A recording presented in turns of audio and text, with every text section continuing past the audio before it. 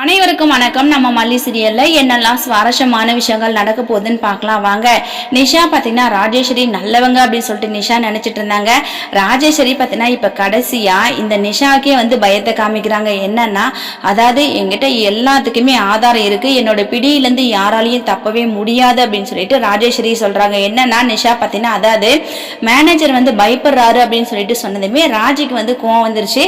வேற வழியே இல்லாம கோவத்தை காமிக்க முடியாது அப்படின்னு சொல்லிட்டு தான் எல்லா ஆதாரமும் எங்கிட்ட இருக்குது, என்னோட பிடியிலேருந்து யாராலையும் தப்பவே முடியாது அப்படின்னு சொல்லிட்டு ராஜி சொல்ல, ஸோ இதை கேட்டு நிஷாவோட முகமே மாறி போயிடுச்சு.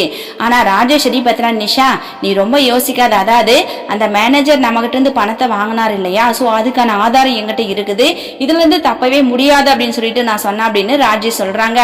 ஸோ ரஞ்சிதாவுக்கு இது நல்லாவே தெரிஞ்சிருச்சு.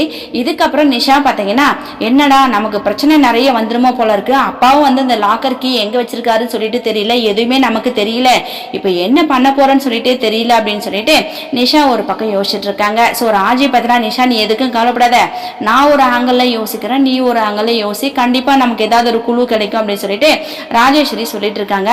இன்னொரு பக்கம் இந்த சுடருக்கு பாத்தீங்கன்னா, அதாவது ராஜேஸ்வரி தான் இந்த டெண்டரை எடுக்கணும்னு சொல்லிட்டு ட்ரை பண்றா அப்படின்ற விஷயம் சுடருக்கு தெரிஞ்சிருச்சு.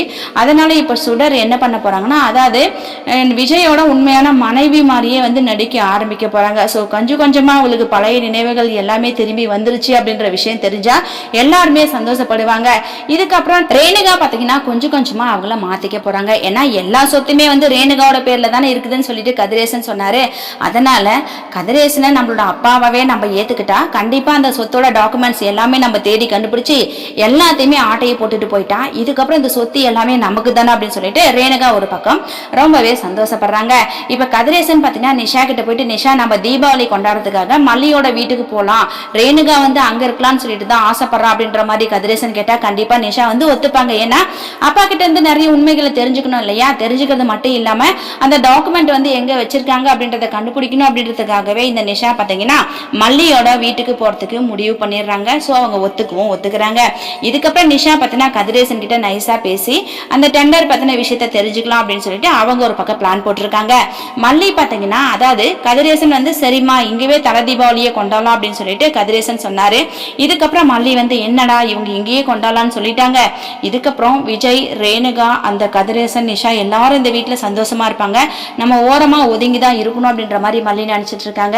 ஆனா இங்கதான் விஜய் மல்லிக்கு ஒரு பெரிய சர்ப்ரைஸ் கொடுக்க போறாரு. ஏன்னா ரேணுகா ஒவ்வொரு விஷயத்திலையும் தலையிட்டு மல்லிக்காக எது வாங்கிட்டு வராங்களோ அதையெல்லாம் அவங்களுக்கு அப்படின்னு சொல்லிட்டு எடுத்துக்கிறாங்க. ஆனா இந்த டைம் விஜய் பார்த்தீங்கன்னா கண்டிப்பா மல்லிக்கு ஒரு ஸ்பெஷலான கிஃப்ட்டை கொடுக்க போறாங்க தீபாவளியை எதிர்பார்த்து. ஸோ இந்த கிஃப்ட் மல்லிக்கு ரொம்பவே பிடிக்க போகுது அப்படின்னு சொல்லிட்டு தாங்க சொல்லணும். வெயிட் பண்ணி பார்க்கலாம் என்ன நடக்க போகுதுன்னு சொல்லிட்டு. இந்த வீடியோ பிடிச்சிருந்தா மறக்காம நம்ம சேனலை சப்ஸ்கிரைப் பண்ணுங்க. தேங்க்யூ.